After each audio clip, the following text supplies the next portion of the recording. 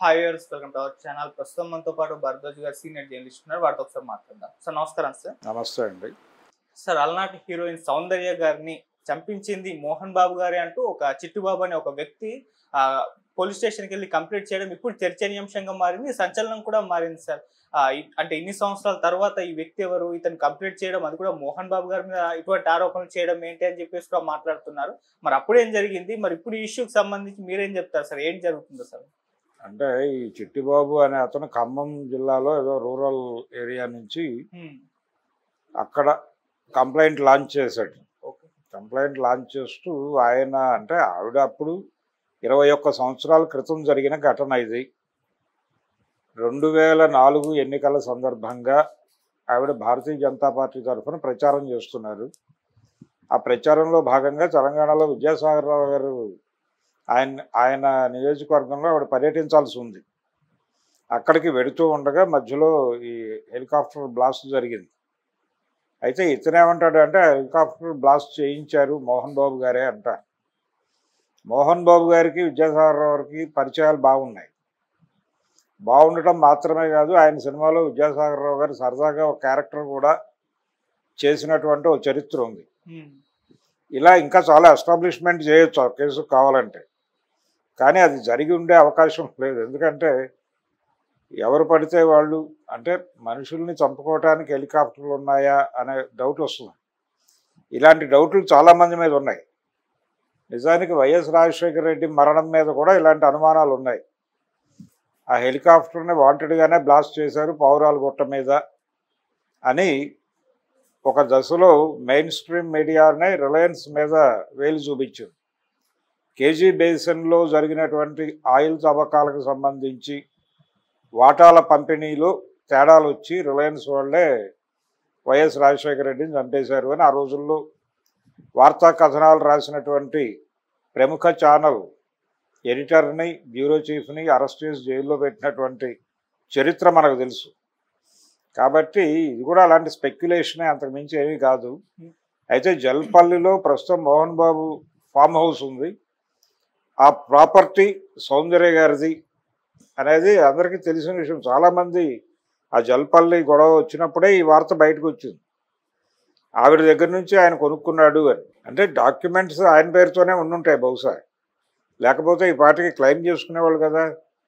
వాళ్ళ బ్రదర్ అమర్నాథ్ని ఏదో తక్కువ డబ్బులు ఇస్తాను నేనని మోహన్ బాబు అడిగాడని, ఆయన అంగీకరించలేదని, ఆ సందర్భంగా ఈ మర్డర్ జరిగిన తర్వాత రిజిస్ట్రేషన్ ఎవరు చేస్తారు ఆయనకి? అంటే సౌందర్యం చంపేసి అమర్నాథ్ని బెదిరించి రిజిస్ట్రేషన్ చేయించుకున్నాడా మోహన్ బాబు?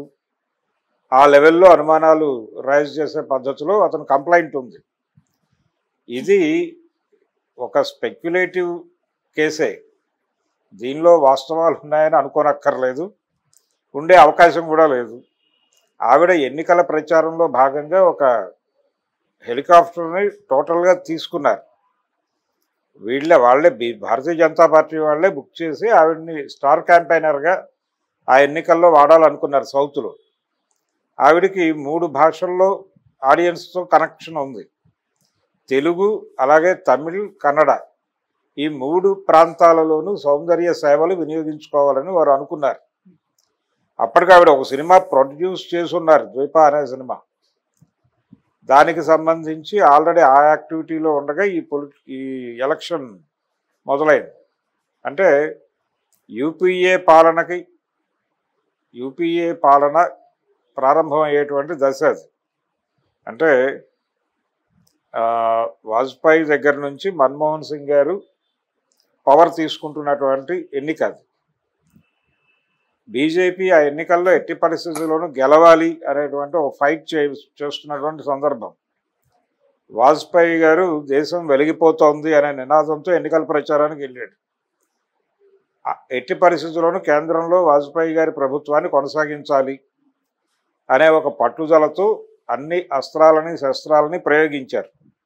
అందులో భాగంగానే సౌందర్య గారిని ఆవిడ పార్టీలో చేరారు. అప్పుడే చేరిన సందర్భంగా ఆవిడకు ఉన్నటువంటి స్టార్ వాల్యూ ఇవన్నీ క్యాలిక్యులేట్ చేసి ఆవిడని వినియోగించుకోవాలని అనుకుని ఆ హెలికాప్టర్ను కూడా వారే ఇన్ టోటల్ ప్రోగ్రామ్ షెడ్యూల్ ప్రకారం ఆవిడికి ఇబ్బంది లేకుండా ఈ ట్రావెలింగ్ అనేది ఇబ్బంది కాబట్టి ఒక హెలికాప్టర్ని పెట్టేసి ఆవిడకి ఇబ్బంది లేకుండా ప్రయాణాన్ని సదుపాయం చేయడం కోసం ఏర్పాటు చేశారు తప్ప మర్డర్ చేయడానికి కాదు.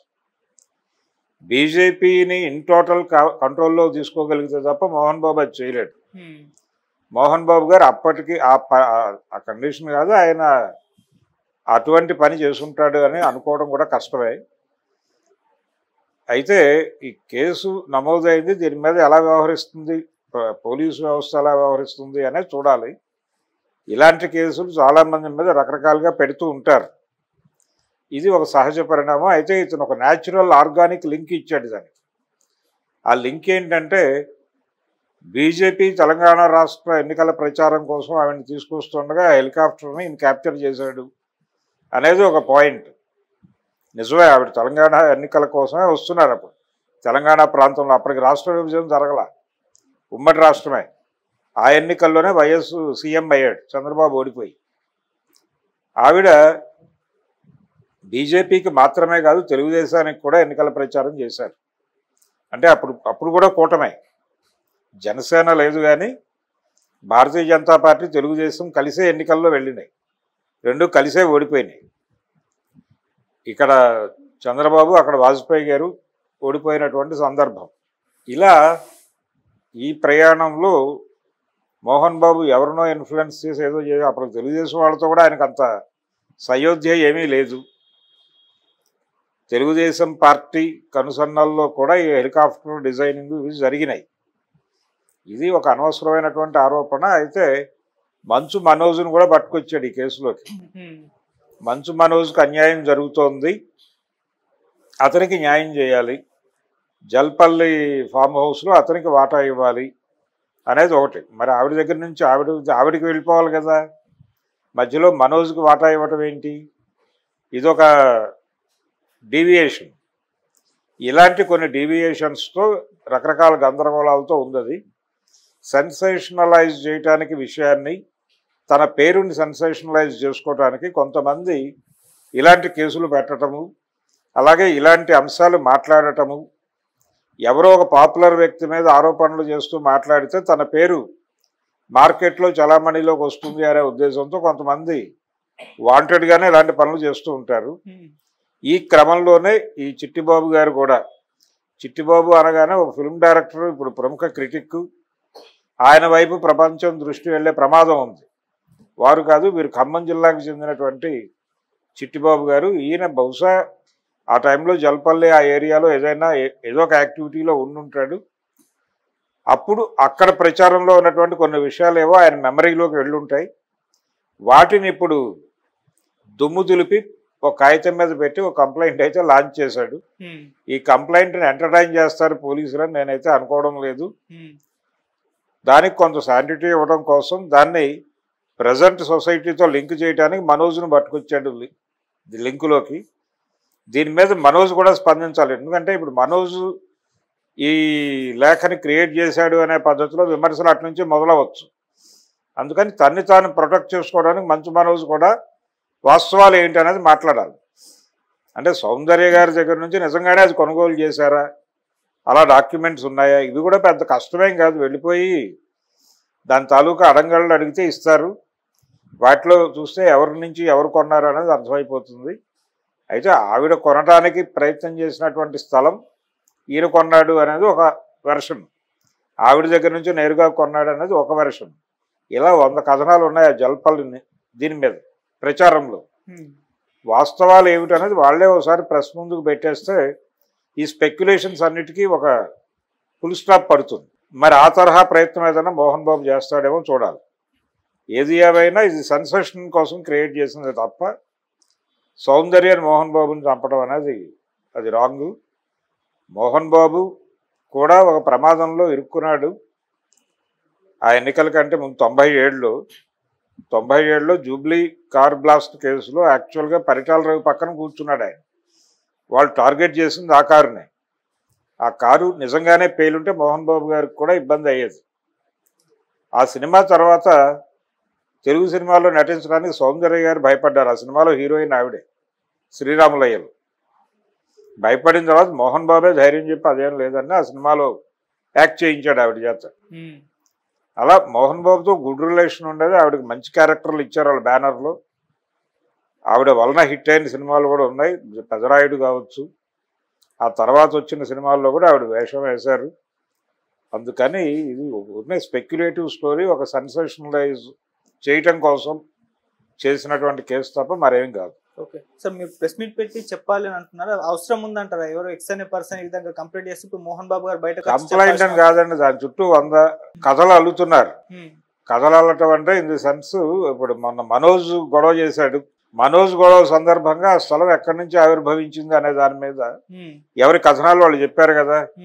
సౌందర్య గారి నుంచి కొన్నారని ఒక వెర్షను కాదు, ఇంకెవరితో ఆవిడ డీల్ చేస్తూ ఉండగా మధ్యలో ఈయన ఎంటర్ అయ్యి దాన్ని తన వైపుకి డైవర్ట్ చేసుకున్నాడు అని.